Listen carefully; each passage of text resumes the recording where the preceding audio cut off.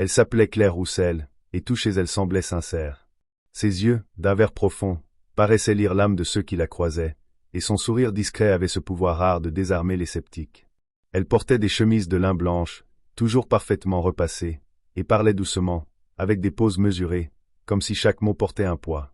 Mais derrière cette façade de bienveillance et d'élégance, se cachait l'un des plus grands stratagèmes financiers jamais imaginés à Paris.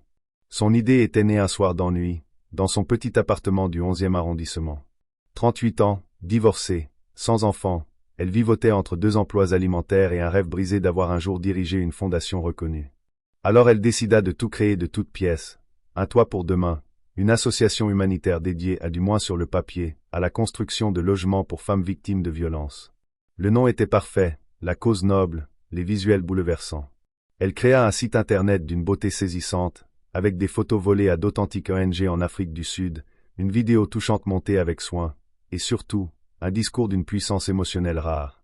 Pour parfaire l'illusion, elle s'offrit les services d'un graphiste freelance et loua une petite salle de réunion dans un espace de coworking chic du Marais.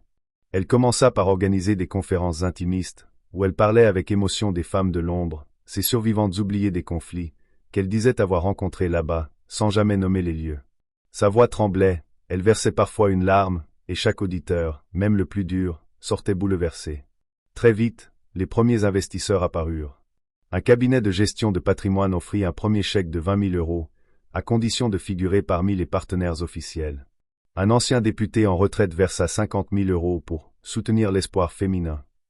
Claire signait les conventions avec soin, leur envoyait des rapports mensuels truqués, photos à l'appui, et des remerciements manuscrits signés par de fausses bénéficiaires.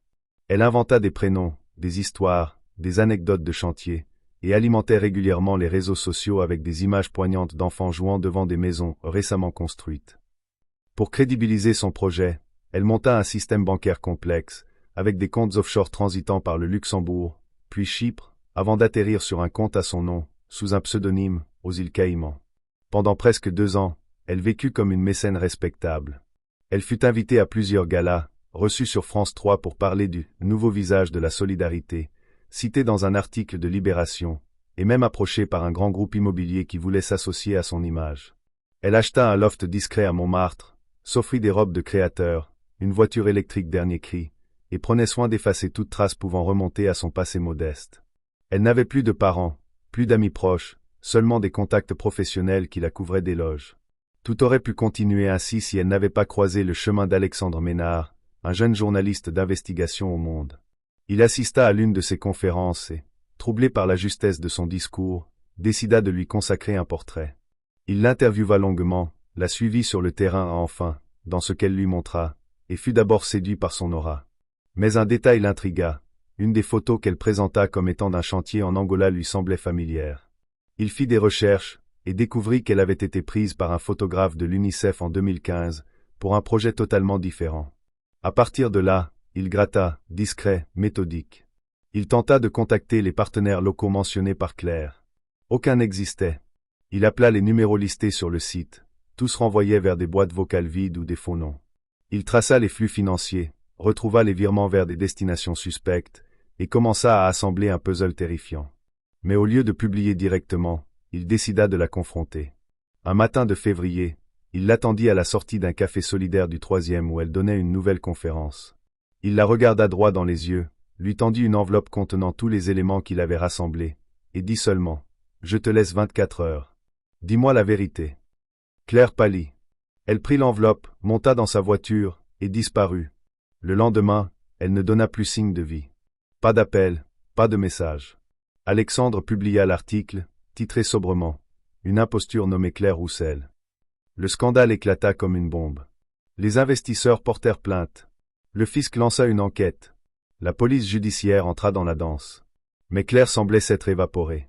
Pendant des mois, on la rechercha. Son loft avait été vidé, son compte bancaire vidé aussi.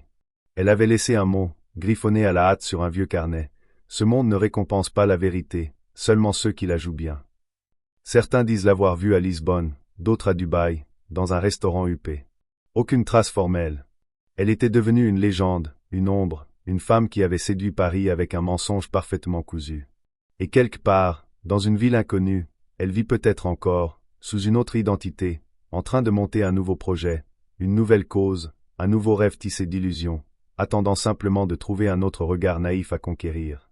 Claire Roussel n'était pas née dans le mensonge, mais elle avait appris à s'en servir comme d'une arme, à la fois bouclier et épée, pour survivre dans un monde où la vérité n'avait que rarement sa place. Son enfance avait été marquée par la disparition brutale de sa mère et l'alcoolisme latent de son père, un ouvrier de la banlieue parisienne qui disparaissait des semaines entières. Dès l'adolescence, elle avait compris que la seule façon de s'élever était de paraître plus que d'être, d'inventer un récit plus séduisant que la réalité. Après des études de droit avortées, faute de moyens, elle avait erré dans des petits boulots, serveuse, vendeuse, secrétaire, toujours avec ce rêve secret de changer le monde à sa manière. C'est lors d'une soirée caritative qu'elle avait eu son idée. Ce monde-là adorait les causes nobles, les récits de survie, les héros discrets. Pourquoi ne pas fabriquer le sien? Un toit pour demain naquit alors, telle une graine de mensonge plantée dans un sol fertile. Elle fit appel à une actrice de théâtre pour interpréter une fausse bénéficiaire lors d'une conférence devant des mécènes, monta un dossier avec des chiffres truqués, des factures bidons, et déploya un réseau d'intermédiaires corrompus qui acceptèrent de blanchir l'argent. Le succès fut immédiat. Elle séduisit aussi bien des businessmen que des célébrités, tous désireux de redorer leur image en se joignant à une cause socialement acceptable. Mais son empire fragile commença à montrer des fissures le jour où une jeune bénévole, véritable militante engagée, contacta la présidence pour demander des comptes sur l'utilisation des fonds. Claire gela le dossier, menaça, négocia, puis se débarrassa d'elle sous un prétexte fallacieux. Les mois suivants furent marqués par une escalade de tensions. Alexandre Ménard, le journaliste, continuait son enquête, démasquant peu à peu les failles de cette façade parfaite. Mais Claire, bien que sur la défensive, ne paniquait pas. Elle savait jouer le rôle de la victime, inventer des histoires de harcèlement, de sabotage orchestrés par des jaloux. Ses avocats redoublèrent d'efforts pour retarder les procédures, et elle se réinventa sans cesse, changeant d'apparence, multipliant les faux-semblants. Sa vie devint un théâtre permanent, entre luxe ostentatoire et paranoïa grandissante. Pourtant, malgré cette carapace, elle éprouvait parfois des accès de doute, de solitude. Une nuit d'insomnie, dans son loft presque vide, elle consulta les lettres d'une petite fille fictive, Maya, qu'elle avait fait signer à une fausse orpheline sur un courrier de remerciement. En les relisant, une douleur sourde lui traversa la poitrine, une conscience étouffée sous le poids de la tromperie. Mais cette faiblesse, elle la bannit aussitôt, comme on chasse un intrus dangereux. Après tout, elle s'était promis de ne jamais revenir en arrière. Puis, un jour, la descente aux enfers s'amorça. L'un des investisseurs majeurs, un homme d'affaires véreux qui avait cru pouvoir exploiter Claire, tenta de la faire chanter avec des preuves compromettantes. Il voulut obtenir une part plus grande du gâteau, menaçant de révéler son vrai visage. Claire riposta avec froideur, mais ce combat l'épuisait. Elle comprit qu'elle ne pourrait plus longtemps masquer la vérité. C'est à ce moment qu'elle prit la décision la plus risquée de sa vie, disparaître. Elle vendit tout, liquida ses biens, mit en scène un voyage humanitaire à l'étranger qui n'eut jamais lieu, puis s'évanouit dans la nature.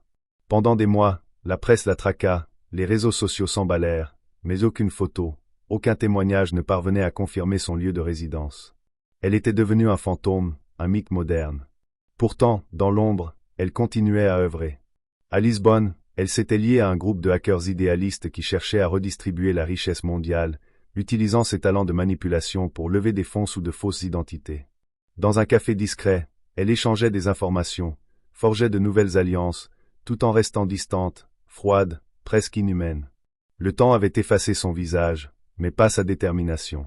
À Paris, les procès continuaient, ses complices tombaient les uns après les autres, mais personne ne pouvait la toucher. Elle était la reine des illusions, celle qui savait que dans un monde où l'image prime sur la réalité, la vérité n'est jamais qu'une question de perspective. Alexandre, quant à lui, après avoir fait éclater la vérité au grand jour, avait suivi la trace de Claire avec obsession, mêlant admiration et répulsion. Il se demandait souvent ce qu'elle était devenue, si elle avait trouvé la paix ou si elle restait prisonnière de ses mensonges. Parfois, il repensait à cette dernière confrontation, au moment où il lui avait tendu l'enveloppe, et au silence qui avait suivi. Il se demandait si, quelque part, derrière cette femme impénétrable, se cachait encore une âme capable d'aimer, de regretter, ou si tout avait été un jeu, une pièce de théâtre dont elle était la seule actrice. Dans les cercles feutrés de la finance et de l'humanitaire, son nom continuait de circuler, évoqué avec méfiance et fascination. Certains y voyaient une leçon amère sur la crédulité humaine, d'autres une preuve que l'ambition, même dévoyée, pouvait pousser à des exploits insoupçonnés. Et tandis que le monde tournait, ignorant souvent les vraies tragédies qu'elle prétendait vouloir combattre, Claire Roussel, quelque part, souriait dans l'ombre, prête à écrire un nouveau chapitre, une nouvelle histoire, car elle savait mieux que quiconque que dans la grande comédie de la vie, il suffit parfois de croire à ses propres mensonges pour qu'ils deviennent réalité.